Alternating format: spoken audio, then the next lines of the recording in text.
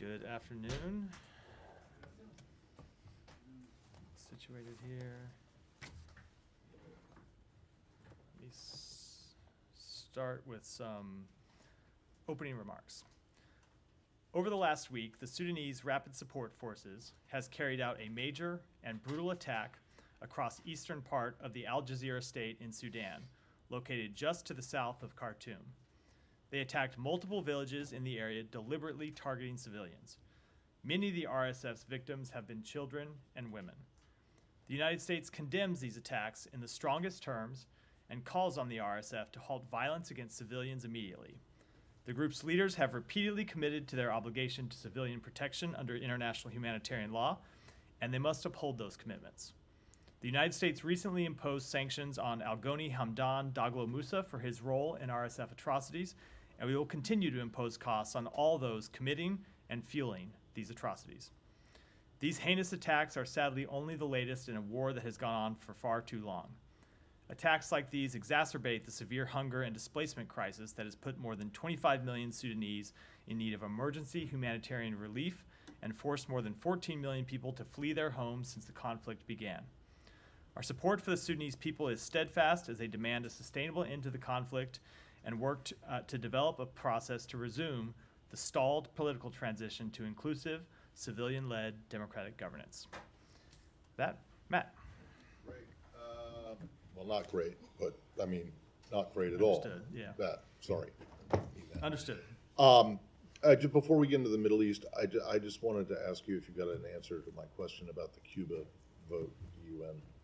I know there's going to be a vote today. I don't believe it's happened yet. It's occurring this afternoon. Yes. So, what was your question? How we will vote? We will vote no, but you will vote no. And have no. you lined up anyone? As I said, to, as I previewed yesterday, it was likely. I didn't think we were going to vote for a resolution condemning ourselves, and in fact, we will vote no. Have you lined up anyone to vote with you? I think I'll wait until we see the vote results to talk about the outcome. So no, you're not sure if you'll get I would one not or two others. I would not expect an outcome. Dissimilar. Dissimilar. I was going to say inconsistent. Dissimilar is a better word than to previous outcomes. In other words, this is a resolution. Another demonstration of virtually the entire world's opposition to this, to the embargo. Right? I wouldn't expect a dissimilar result, but we have made our position clear on it for some time, and we'll continue in our vote at the UN today. All right. To the Middle East. Yesterday at the briefing, shortly before the Knesset voted on these two bills that deal with UNRWA, you once again reiterated the U.S. position that they shouldn't do it, and that the law shouldn't be passed, and that if they were, there should be steps taken to mitigate the situation. So now that the laws have both passed, and recognizing that they won't take effect for another 2 months or so, at least, what is your response, and what are you planning to do, particularly given the emphasis that you guys, Secretary Blinken and Secretary Austin in particular, have put on improving the aid supply into Gaza? Yeah. Let me start by just reiterating that we are deeply troubled by this legislation. It could shutter UNRWA operations in the West Bank, in Gaza, in East Jerusalem. It poses risks for millions of Palestinians who rely on UNRWA for essential services, including healthcare and primary and secondary education. UNRWA, of course, plays a critical role in providing services to Palestinians in Gaza, the West Bank, and throughout the wider region, and particularly in Gaza. They play a role right now that, at least today, cannot be filled by anyone else. They are a key partner in delivering food, water, and other humanitarian assistance to civilians in Gaza that wouldn't have anyone else to get it from if UNRWA were to go away. So we have made clear our concerns over this bill. We have made clear our opposition to this bill. As the Secretary said in his letter, and as I reiterated yesterday, there could be consequences under U.S. law and U.S. policy for the implementation of this legislation. We are going to engage with the government of Israel in the days ahead about how they plan to implement it. We're going to watch and see if there are legal challenges to the law and if there's any impact by those legal challenges. and then we'll make our decisions after looking at all of those factors. All right, I'll let others go. Could I follow up on the Sean. UNRWA aspect? Let me I can't let you go without comment. That was a fantastic Oh, shirt thanks. before we get going. It's great. Sure, bought from Angola, so anybody on the British trip. I figured you got that on the trip that we were on, so it's great. Well, Africa's a fashion powerhouse. Could I just, on a serious note, could I ask you about, back on UNRWA, the Norwegian government today said that it's going to go to the International Court of Justice, see if Israel has actually legal obligations to let in aid, and specifically in the context of UNRWA. Does the U.S. have any comment on that move by the Norwegians and the ICJ? I don't have any comment on that move, but they certainly have a legal obligation to allow humanitarian assistance in and not to erect roadblocks to humanitarian assistance to people in Gaza. And we have made that clear since the outset of this conflict. And a great number of our engagements with the government of Israel have been around ensuring that they do let humanitarian assistance in and that they do ensure that humanitarian assistance gets to the people that need it. And that is precisely one of our major concerns about this legislation. I should be clear, by the way, it's not our only concern about this legislation. We also support the work that UNRWA does outside of Gaza. We support the work they do in the West Bank. We support the work that they do in the broader region to deliver humanitarian services to Palestinians. But the work is absolutely critical and irreplaceable in Gaza right now. And we made clear before the passage of this legislation, and it remains true, that there are potential policy and legal implications to this legislation being implemented, and we're going to be in conversation with the government of Israel about that. Sure. Maybe just stepping away from the UNRWA issue per se, I wonder if you had anything to say about the Israeli strike today in Gaza. I think the latest death toll that we've reported is nearly 100 by eyewitness accounts. Many, if not most, appear to be civilians, children. I know you don't speak for the government of Israel, but as Israel's ally, you have anything to say about this? We are deeply concerned by the loss of civilian life in this incident. This was a horrifying incident with a horrifying result. I can't speak to the total death toll, but there are reports of 24 children killed in this incident. No doubt a number of them are children who have been fleeing the effects of this war for more than a year now. We have reached out to the government of Israel to ask what happened here. We don't yet know the underlying circumstances. We have not gotten a full explanation from them about what happened. But you step back and look at where we are in this campaign. We are a year into the government of Israel's military campaign in Gaza. And Israel has decimated Hamas's military capabilities. It has decimated Hamas's leadership. It has, through its military action, ensured that Hamas does not have the ability to repeat the attacks of October 7th. And all of that, getting to here, came at great cost to civilians in Gaza, which is, of course, often the case when civilians are caught in the crossfire in conflict. And so that tragic cost to civilians continues today, quite notably in this strike, which seems to have claimed significant civilian life, and it is another reminder of why we need to see an end to this war. And so why we need to see, I mean, the Secretary himself also said last week that he thinks that Israel's strategic goals have largely been met. I mean, so why carry out strikes like this, and what's the utility at this point? So you have to take that question to the government of Israel. So I will say that as the Secretary said, yes, their strategic goals have largely been met. Now, there is a strategic goal that remains incredibly important, and that is to return all of the hostages.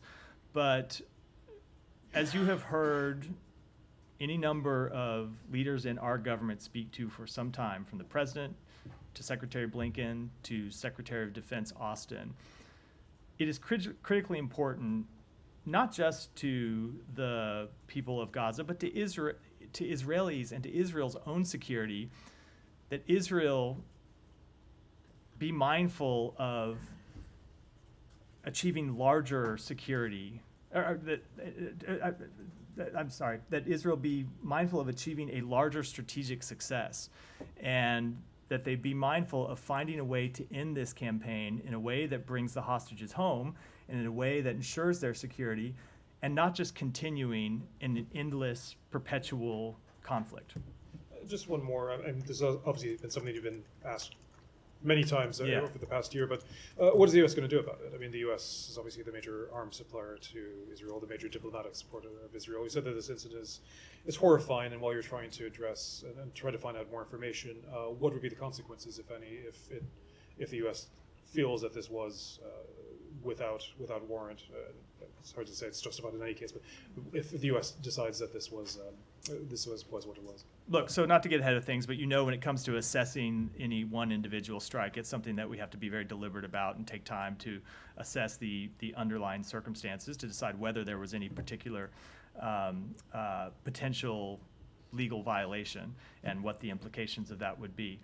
I will say what we are going to do about it, though, is to continue to try and end the war and continue to impress upon to the government of Israel the need to end this war, to continue to work with the other mediators, Egypt and Qatar, to try and find a way forward to end this war, and to continue to work with partners throughout the region and throughout the world to present a plan for what follows the war, which would give Israel the confidence that they don't need to continue an endless fight, that there would be actual security in Gaza that would provide security for Israel too, and so that they can withdraw their forces from Israel and know that there isn't an ongoing threat to Israeli civilians and to the state of Israel. Sorry, Shannon, go ahead. I'm going to be next. I'm just going to go down the line, although then I've skipped Jillian. So I've skipped Jillian, sorry. Having promised Shannon Humair, I'll do Shannon Humair and then Jillian. Going back to the letter sent by Secretary Blinken and Secretary Austin to the Israeli government, it calls for the creation of a virtual channel to discuss civilian harm incidents and says the first virtual meeting of that channel should take place before the end of October. Has it happened yet, or is it on the books? We have had conversations about the establishment of that channel. I don't have anything definitive yet to report. We continue to have conversations of how to establish that in a way that will be meaningful and will actually produce results. Does the State Department consider that meeting or its equivalent to have taken place already? I don't have an announcement to make today. We have a few days left in the month. Yeah. Matt, so on that letter, I think that was sent about more than 2 weeks ago. Does the United States have some sort of an interim assessment on how Israel has done so far in terms of fulfilling U.S. requirements, given what's going on in northern Gaza too? So we have been watching and engaging with them about each of the steps that we called on them to implement in that letter. Now, I'm not, during this 30-day period, going to go through line by line and say which one has been implemented and which one has not, although we are very carefully tracking that, and we are engaging with them about specific steps that we want to see them take. But I don't think it's appropriate for me, while we're going through this process, to go through one by one and talk about where they are. Just speaking largely, though, or speaking broadly, I should say, we have seen some progress, but we haven't seen enough. That's why I said last week, what the Secretary said last week, it continues to be the case that we have seen them take some initial steps, but we need to see them do much more, and we are engaged with them to impress upon them the importance of doing much, much more. Right. Given it's another 2 weeks left, I believe, how confident that are you that they are actually going to fulfill these? I don't think it's appropriate for me to make any predictions at this point. We made clear what the steps are we want to see implemented. We put a deadline on it. Let's wait until we get to the deadline to talk about where things stand. Right, and about this deadline, there is a lot of commentary out there, and in the law, there is no grace period. You are saying at this moment in time that you have not seen enough from Israel. So I just want to ask the question that a lot of people out there are asking: why not implement the law now? We are implementing the law. We have not assessed them to be in violation of the law at this point. But you're just saying they're not fulfilling the things that you want from them. That correct, I mean, they are impeding aid into Gaza. That is not what I said. They're not impeding. That is not what I said.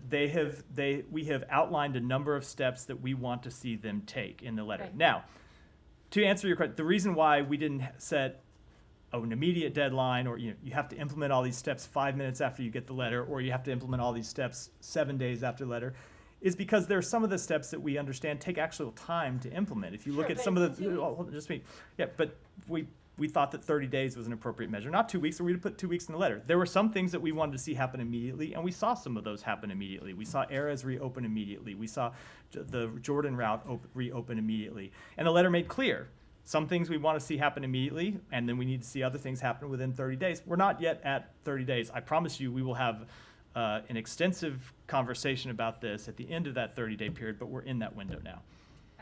Okay. But I'm just having trouble understanding how the two things add up, and that is the Secretary has said, you've said, whatever Israel was doing to ensure more aid goes into Gaza, that has fallen off significantly. There hasn't been a sustained effort, and they have not been doing enough for a sustained period of time. How does that not mean that they are impeding? They're not impeding aid. Like, how can those two things be true at the same time? We have not judged them to have. So Hold on. They're not doing enough. We had not. So we thought it was appropriate that when we saw the decrease. Look, there are a lot of reasons that aid cannot make it in. Some of them can be intentional. Some of them can be unintentional. Some of them can be bureaucratic, either inside Israel system or inside the UN system. Some can be the effect of criminal looters, who obviously the government of Israel does not control and is not responsible for. And so, given all of those different factors that can go into the result that we saw, and the result that we saw was aid coming down more than 50% from its peak, we made clear that, look, on the things that you can control, on the things that the government of Israel can control, recognizing that you don't control everything, we want to see steps. And at the end of those steps, we will come back and talk about what the results have been. Just one final thing on northern Gaza. When you were answering, I think, Shannon, you talked about this endless cycle that the Israeli military seems to be in right now. So is the U.S. calling the Israeli military to wrap up, to finish what it's doing in northern Gaza now? We want to find a durable end to the war. And I say the durable end to the war is important, an important way to think about it. We have not called on Israel to just withdraw from Gaza and leave a vacuum there, because a vacuum actually doesn't help the Palestinian people, who would be once again living pretty immediately under Hamas's tyranny and would be potentially subject to the same jeopardy that Hamas has put them in for the past year by launching terrorist attacks against Israel. And it certainly wouldn't solve Israel's security problem. It would potentially land us back in the same place months or a few years down the road. And so that's why we are working to restart talks, which happened over the weekend, to try to find a durable end to the war. It's why we're working on the plans for what follows the war with our partners. Oh, actually, just read the final one. On this special channel or mechanism to talk about civilian harm incidents, you said you're still talking. Can you explain why it hasn't been set up? I don't have any more to read out today. It's an ongoing discussion between us and the government of Israel, and I just don't have any. So when you say that you raised it you raised this particular incident of today with the children killed. Yes. You raised it with the U.S. The United States raised it directly with the government It of was the Israel. ambassador. I'm not going to get into who, but it was conversations Thanks. from our government to theirs. Now, sorry to have. Can I ask a quick off-topic question? Yeah. China, foreign influence operations. We've talked about Russia and Iran kind of ramping up foreign influence operations ahead of the election. Friday, Saturday, there was new reporting that the Chinese government-linked officials managed to hack the audio of a senior Trump campaign advisor's cell phone. That was preceded by general reporting that they were trying to get access to data for the former president and Senator Vance and unnamed folks on the Kamala Harris campaign. Is this something that you are tracking with regards to China especially, and are you addressing it diplomatically at all, or are you just leaving it all up to the FBI to investigate? So I'm not going to speak to the specific incident because it is appropriate for the FBI and the intelligence community to speak to any specific incidents when it comes to such influence operations or such potential espionage operations across any wide variety of incidents. I will say that we have raised consistently with the government of China at the secretary's level and at other levels the fact that we are watching very closely any attempts to hack U.S. systems, U.S. equipment, U.S. personnel, to interfere in U.S. elections or other U.S. Entities or events, and that we would certainly hold them accountable for any such actions. Beyond just the hacking portion of it, is it fair to say that you've seen an increase in Chinese influence operations here generally? Yeah, I would defer to the intelligence community to speak to that. As you know, the State Department has the mandate from Congress to track influence operations conducted by foreign governments overseas. But when it comes to influence operations that foreign governments conduct inside the United States, it's a matter for the intelligence community and the FBI, and so I would defer to them. And I'd have to go back and look at previous transcripts. I don't remember off the top of my head, but at one point you had said, or kind of indicated that. Now you're hoping I can remember what I said. No, I don't think you have to. Basically, I just want to know if at one point you had indicated that Chinese influence efforts targeting U.S. officials, not even related to the election, just in general, were sort of, I don't know if they were more sophisticated, but they surpassed the efforts of the other countries. Would you still describe, like they were more aggressive, would you still describe that as the status quo? I don't remember that comment, although I'm not disputing it. I just don't remember that at all. But I do, again, think it'd be more appropriate for me to defer to the intelligence communities and to law enforcement to speak to that. So it's not, is it fair, sorry. It's fair to say you don't really address that? It's just not, yeah, it's not that on the, look, so when it comes to making assessments about what's happening inside the United States and monitoring what's happening inside the United States, the intelligence community and law enforcement does that work. Now, when there is something that rises to a level of concern that needs to be addressed directly with the Chinese government, we do address it directly with the Chinese government. And we have, over many number of months, made clear directly to Chinese officials our concerns about this type of behavior and the potential for this type of behavior and the fact that we would take it very seriously. Thanks, Matt. Just back to Israel and Palestinian territories. There's another deadline coming up for Israel's finance minister to sign off on whether the Palestinian Israeli banks can engage in correspondence. There's concern from the US and also the G7 members, and apparently a letter was sent to Netanyahu expressing concern that Smotrich won't sign off on extending that cooperation and that it could potentially collapse the Palestinian economy. How real is this concern from the US, and can you give us guidance on what the US would do if he decided not to go ahead and extend that? We have been extremely concerned about this. You will recall, of course, that this is not the first time we faced this possibility. Several months ago, that particular minister made threats that he would not extend this particular provision, and we made clear to the government of Israel that that such an action would have severe consequences for the Palestinian economy. It would have severe consequences for Israel's security. It would potentially cause enormous disruption in the West Bank, and that's not in the Palestinians' interest, and it's not in Israel's interest. And we were able to impress upon the government of Israel the incredibly harmful nature of such an action the last time they got up to such a deadline, and convince them to extend it, and we're continuing to impress upon them the same thing this time. I don't want to deal with a hypothetical about what would happen if they didn't extend this provision. It's important that they do.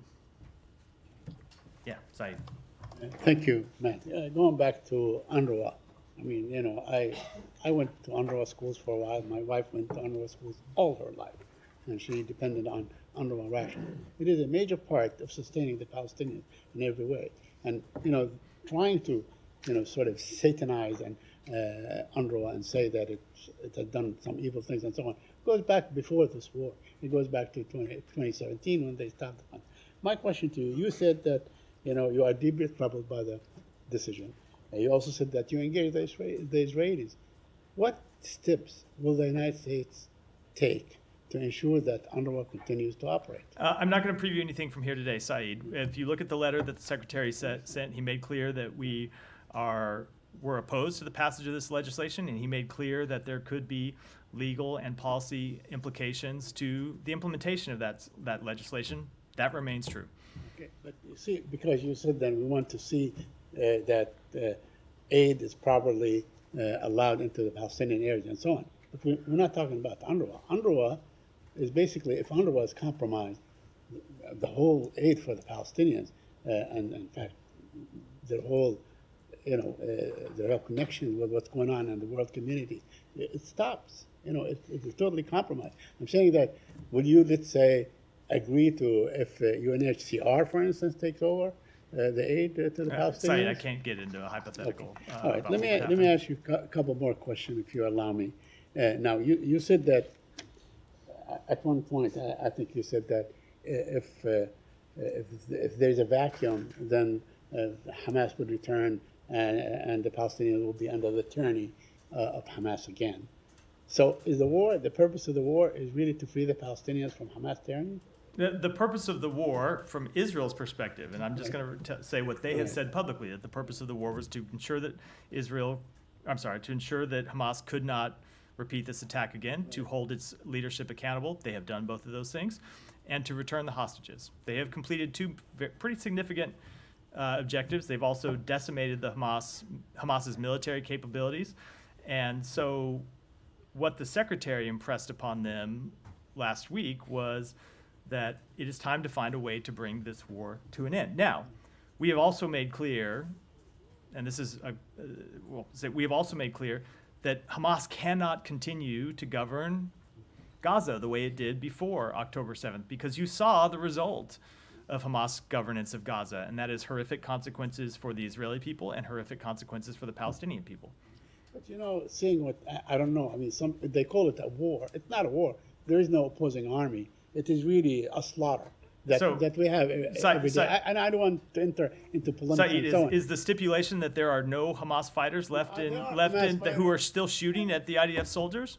Yes. Of course there are Hamas. Well, that's before you rename the conflict or let's have fact. Let's just establish facts about what is actually happening. Honestly, what we see day after day is a slaughter. It is a slaughter. I think there will come a time when you guys have to call it exactly what it is, because every day, I asked this question several weeks back about Palestinians get up every day, for another 100 dead, for another 100, and this keeps going on. There is no end in sight. It doesn't seem that Israel has any incentive to basically indulge even in serious talks about a ceasefire. Saeed, the horrific consequences of this war are exactly why we are trying to end it. The very things you just went through, and I would add to the suffering that's going on, the suffering of the hostages and the hostages' families, is for all those reasons that we're trying to end the war, and trying to end the war in a way that ensures peace and security for Israelis and Palestinians in the future. Okay. One last question on the aid.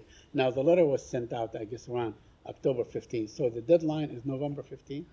I think it was sent on November 13th. It was sent October 14th. It was 30 days. There's 31 days in October, so that might be November 13th. I don't know when you start the count, but there will be a lawyer somewhere in our building who could tell you the answer, the precise answer to that question. So on November 15th, we're going to say the deadline has passed and you have not done.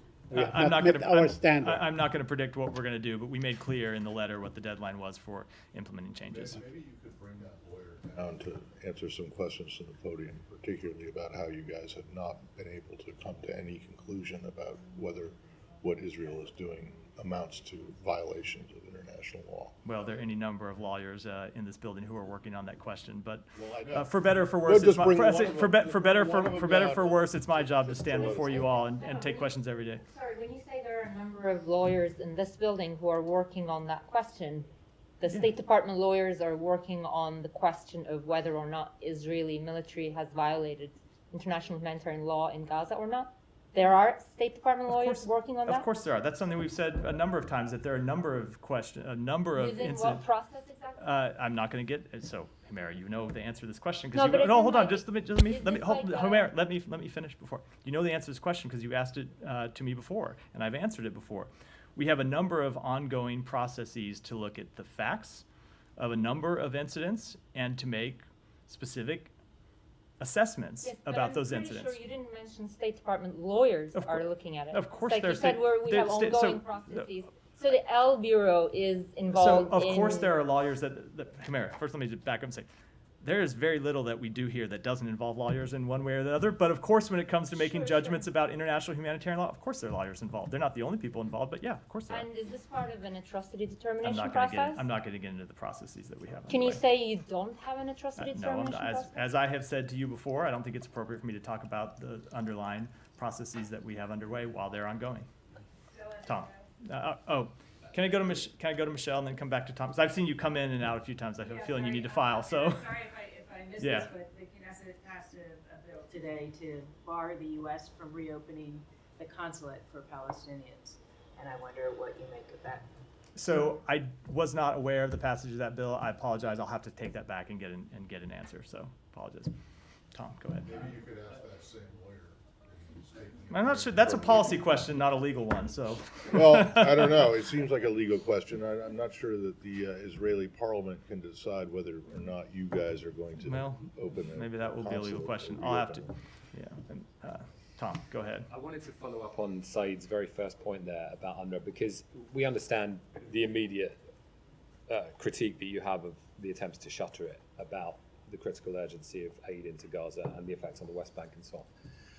But there is a deeper motivation for a lot of Israeli politicians, especially nationalists, who want to break the link, the historical link between Palestinian registered refugees of today and their historical dispossession in 1947, 1948, because that breaks the link between when 750,000 Palestinians fled or were forced from their homes in what is now Israel in 48, and the conflict today. So that's really important. And I just want to get a sense from you, because I don't know if we've heard an answer to this question.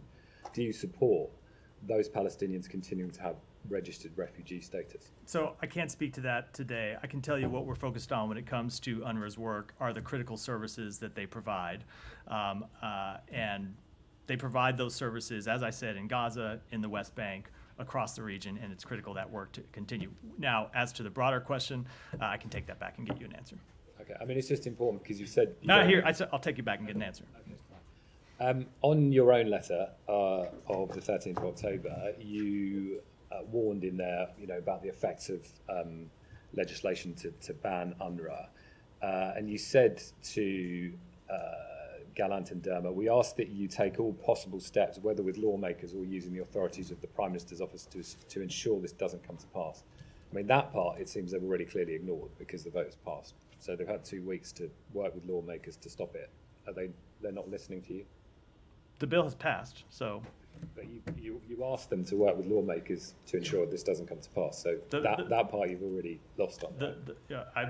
So as I said before, the bill's passed, and we've made quite clear our concerns, and we will make our decisions based on the next steps, based on the implementation of this law, and based on any potential legal challenges. As I said, there's always, when you have controversial laws that like this that pass, the potential for challenges that delay their implementation. I don't know if that will happen, but we're going to watch over the next few days to see. But I asked the question because does it give you any sense of how closely or how seriously they take your letter, because they've already ignored that part? Well, we're going to see, right? Look, I'll tell you, we've heard the Secretary speak to this. We've seen them already take a number of steps that we called for, and others they haven't taken yet. So we're going to we're going to look at the end of the 30 days and go through and see what they've implemented and what they haven't.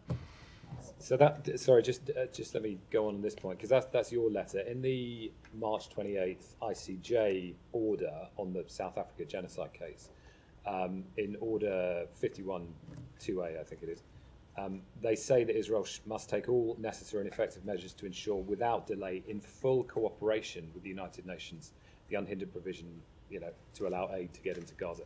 I mean, in full cooperation with the United Nations, for the country in question to then ban the primary UN agency that is responsible for that does not seem like full cooperation. So I will admit that do not remember. I read that order when it came down. I do not have it in front of me and do not have the provision that you're looking at to study. But we have made clear. I will say we've made clear, kind of in keeping with that order, precisely how important it is that UNRWA be allowed to continue. And even if you step back from UNRWA, how important it is that Israel cooperate with all of the UN agencies that are operating on the ground inside Gaza to deliver food, water, medicine, and other humanitarian assistance, and it continues to be critical that they take those steps. But do you, you talked about its importance, but this is a key organ of international humanitarian law that has made this order this year in the midst of this crisis. I mean, do you back that call by the ICJ? We absolutely want to see humanitarian assistance get in. We want to see it get in through the other UN partners, and we want to see it get in through UNRWA.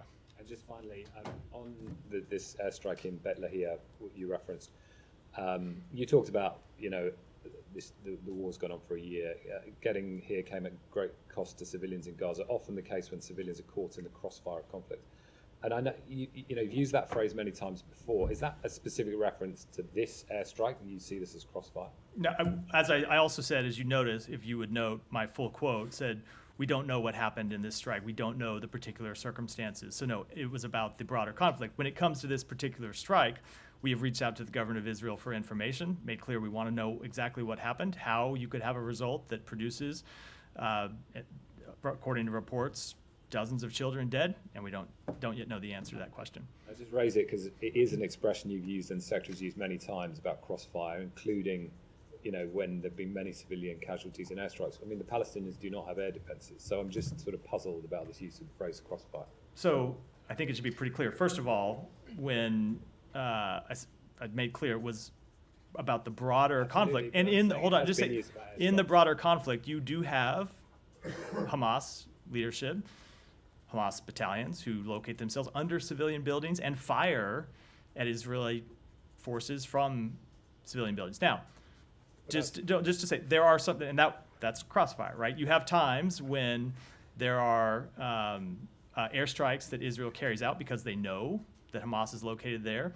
There are times they carry out airstrikes because they have IDF soldiers on the ground who are coming under fire from a particular location, and this is a standard military practice, obviously, and they call in an airstrike to take out that location because they have soldiers who are under fire from there. That's the definition of crossfire, I think. Isn't it a bit disingenuous, though, because crossfire would be understood to mean if civilians are caught in crossfire, you would understand that usually to be an accident on the ground because people are literally caught in crossfire, but using it to describe airstrikes when many, many civilians are killed feels misleading. I think crossfire means civilians caught between one military striking a terrorist organization or another military, or a terrorist organization striking a military, and that is what is happening in these incidents. Yeah, Abby. You said earlier, and this is a hypothetical, but I'm starting with your own hypothetical, if this UNRWA legislation was implemented. A hypothetical on a hypothetical. Well, following on yours, if this UNRWA legislation is implemented, just digging down on that, you've described them as irreplaceable, that there's no alternative. So at that point, would you assess that Israel is directly or indirectly impeding the delivery of humanitarian aid? I really can't predict what kind of an assessment we will make in the future. I made clear our concerns over it, and I made clear we're going to watch over the coming days what happens with the implementation of this law, but where we will land, I'm not going to forecast today. And then there's some reports from earlier this week that the IDF detained medical staff within one of the largest hospitals in northern Gaza. The UN said yesterday that they left 2 doctors to take care of hundreds of patients. Is the U.S. Asking Israel about what led them to detain those medical staff, and are you satisfied with their answer? We are asking. I don't have an answer yet. Yeah. Are you concerned about? Certainly, we would be concerned about the reports of doctors being detained if it prevented doctors from, if there was no reasonable basis for that detention and it was preventing them from carrying out critical life-saving work. Absolutely, we would be concerned about that. But as always, we want to establish the actual facts, and we're looking into it and asking the government of Israel for more information. Janie. Thank you, Matt. A couple of occasions on Russia and North Korea, and I will follow up if I may. North Korea's foreign minister went to Russia to discuss additional dispatch of North Korean troops. And Russian foreign minister Sergei Lavrov claimed that the dispatch of North Korean troops was legally justified under the Russia and North Korea mutual military treaty. Do you think that the dispatch of North Korean choose to help Russia's illegal war is a violation of international law? We do. We believe that Russia's training of DPRK soldiers involving arms or related material is a direct violation of Security Council Resolutions 1718, 1874, and 2270. And DPRK soldiers providing or receiving any training or other assistance related to the use of ballistic missiles or other arms would violate Resolutions 1718, 1874, and 2070, in addition to Russia and the DPRK's ongoing UN arms embargo violations. And one more, the UN Security Council meeting on the North Korea's military deployment will be held tomorrow. As you know, sanctions in the Security Council will be difficult due to opposition from China and Russia. Recently, the United States and South Korea and Japan and their allies have established a multilateral sanctions system against North Korea. Can sanctions on military cooperation between Russia and North Korea be implemented through this system? So the multilateral sanctions monitoring team is a mechanism for examination, analysis, and public reporting on the implementation of UN sanctions measures against the DPRK. It's not a sanctions imposing mechanism itself, but of course we do maintain the ability to impose sanctions on both Russia and North Korea. We've shown we're willing to use those abilities and authorities in the past, and we will continue to do so when appropriate. Does the United States delegation to visit Ukraine, because South Korea already visited NATO and Ukraine? So we have, do you have any? We have U.S. delegations who are traveling to Ukraine virtually every week. I don't have one to announce today, but it's quite regular for to see U.S. officials visiting Ukraine. The Secretary of Defense was there last week. Secretary Blinken was there last month, and we will have a number of important visits coming in the coming days. The Chief of Staff to Ukraine's president is here today, meeting with Secretary Blinken and others from the United States, from the U.S. government. Thank you. So there are multiple reports saying that the new appointed head of Hezbollah is in Iran. Given that Israelis started as soon as the announcement came officially about his appointment that they're going to take him out, is U.S. concerned that Israeli taking him out in Iran will intensify the situation in the region, especially with the Iranians saying that they are preparing for attack on Israel? I don't want to comment on a hypothetical action in any way. Okay, and I have another one regarding comments by Ambassador Linda Thomas-Greenfield today. She said that the United States made clear to Prime Minister Netanyahu that 1 year into the conflict, Israel must address catastrophic humanitarian crisis in Gaza. The United States rejects any Israeli efforts to starve Palestinians in Jabalia or elsewhere, and that Israel's word must be matched by action on the ground. Right now, that is not happening.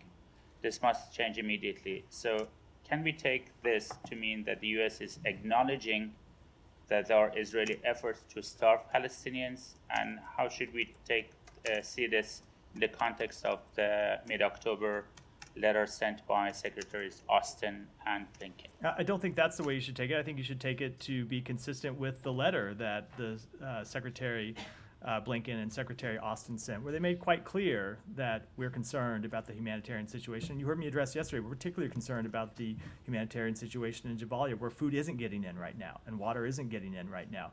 And that does need to change. And that's what Ambassador Thomas Greenfield is making clear in those remarks.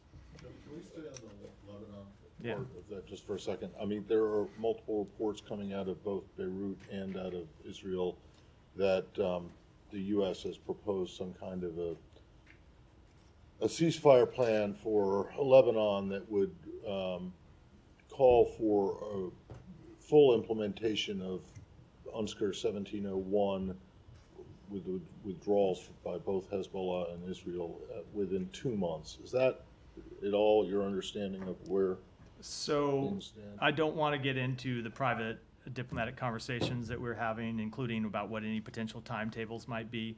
But we have been making clear in those conversations that we want to see, as part of a diplomatic resolution, the full implementation of UN Security Council Resolution 1701, and that means Hezbollah withdrawing north of the Litani River. It means Israel ultimately withdrawing south of the Blue Line, and it means peace and stability. And what we're working on to get to that point are ways to bolster the Lebanese armed forces to ensure that they can provide security and they can provide stability in southern Lebanon.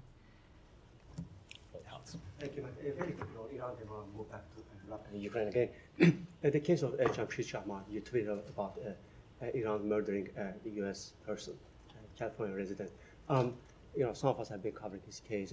You told us for months that you will be judging the Islamic Republic by their action. Well, this is their action.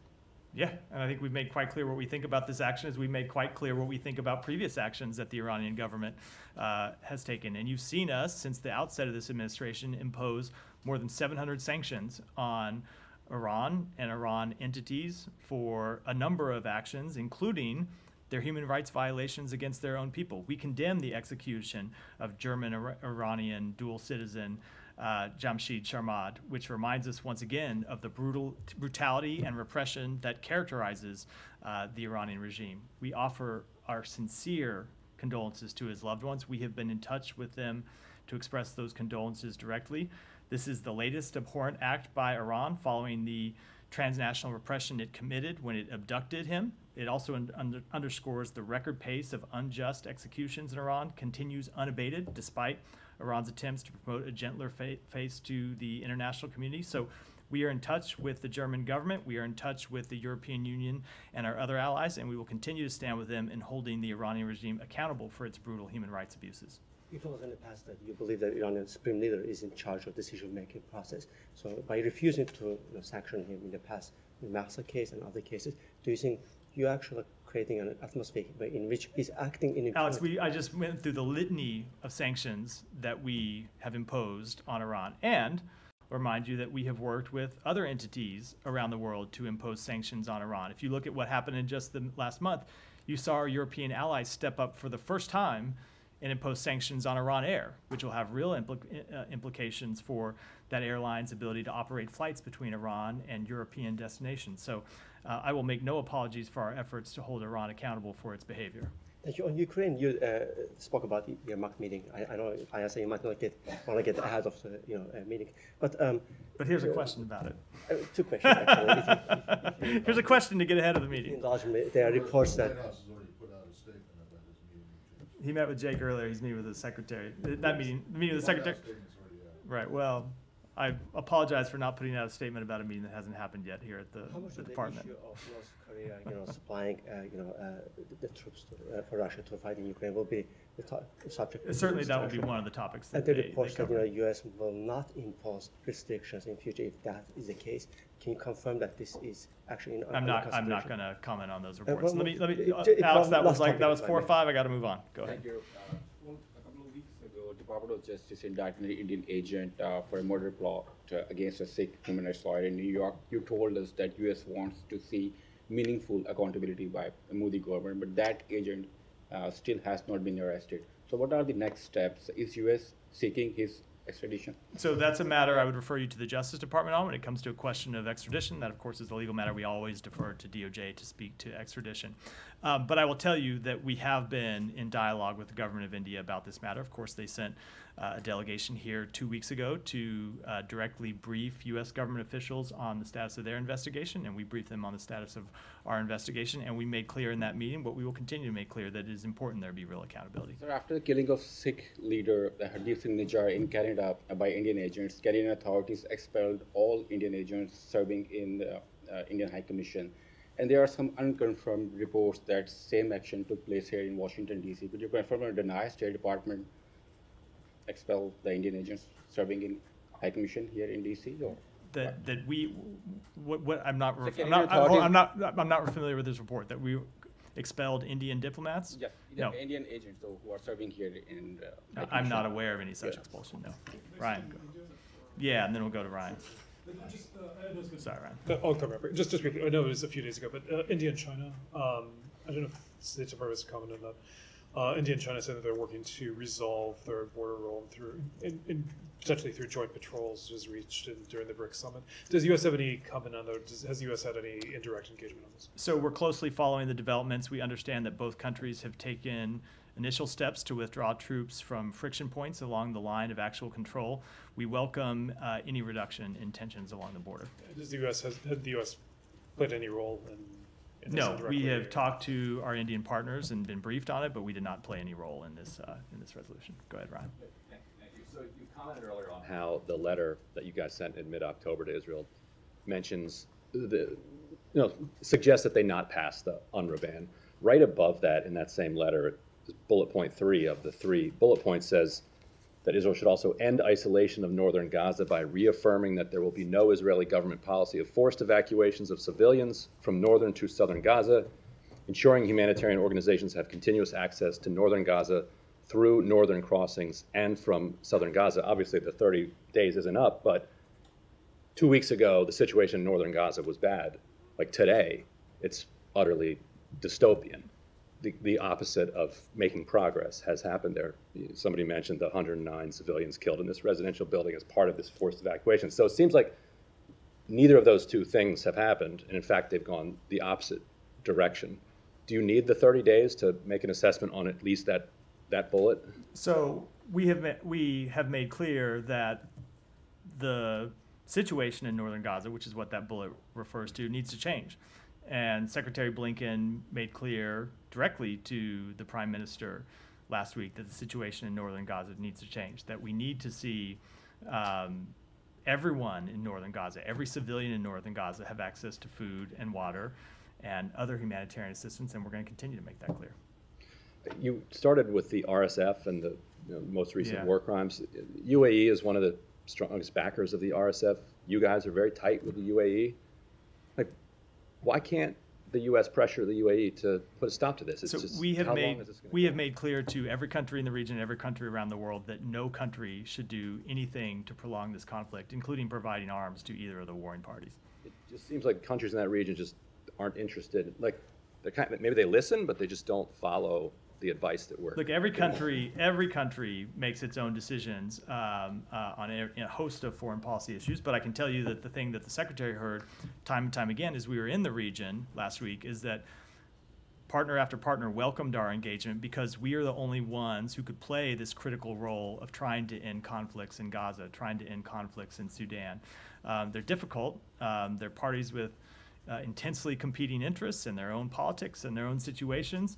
But we heard over and over again that countries welcome the role that we play. Now, it doesn't mean every country follows exactly the course that we prescribe, but we continue to try and play the leadership role that we think the moment demands to try and bring countries together to find an end to these wars. And just real quickly on Pakistan, I know you commented yesterday on the letter from 62 members of Congress. The Pakistan media is reporting that Pakistan security services responded to that letter by putting out dossiers of the members of Congress who signed that letter and flagging a particular number of them that were Jewish and a particular number of them that were supporters of LGBT rights in an effort to undermine the strength of that letter. Is there any level of kind of embarrassing conduct from the ISI or from the Pakistan military that would cause the U.S. to kind of rethink this relationship? Let me just say, obviously that's something that would be concerning to us, but I haven't seen that report yet. So before I offer a substantive comment on it, I want to take a look at the report myself and be able to weigh in on it. And we'll either get you a written answer. I'm happy to come back and address it tomorrow from the podium.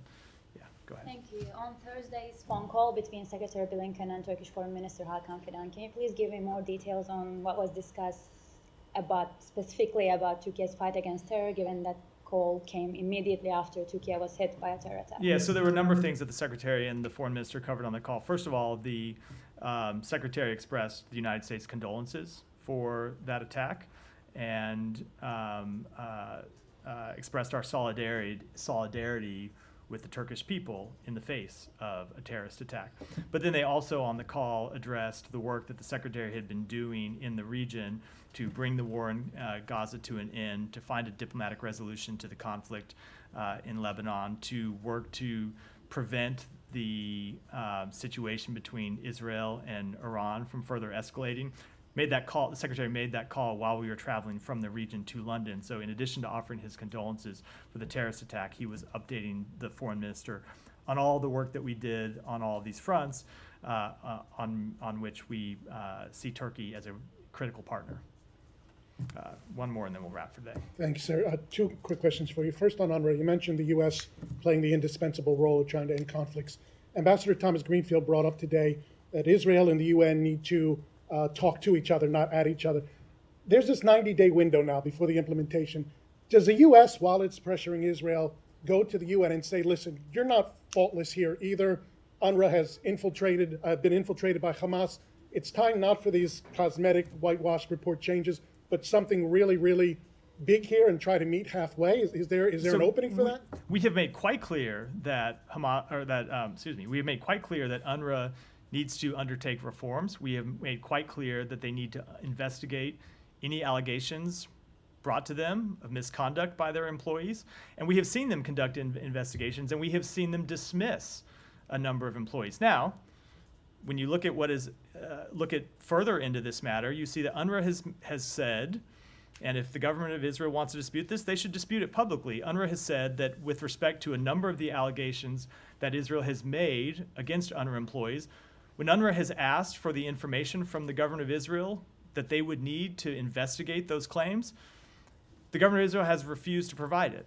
So yes, UNRWA absolutely needs to take allegations seriously. They need to investigate them. If there is anyone on their payroll who is involved in the terrorist attacks of October 7th, who is connected to Hamas, who is involved in terrorism in any way, those people need to be dismissed, and UNRWA needs to look at reforms to ensure that such people are never hired again in the future.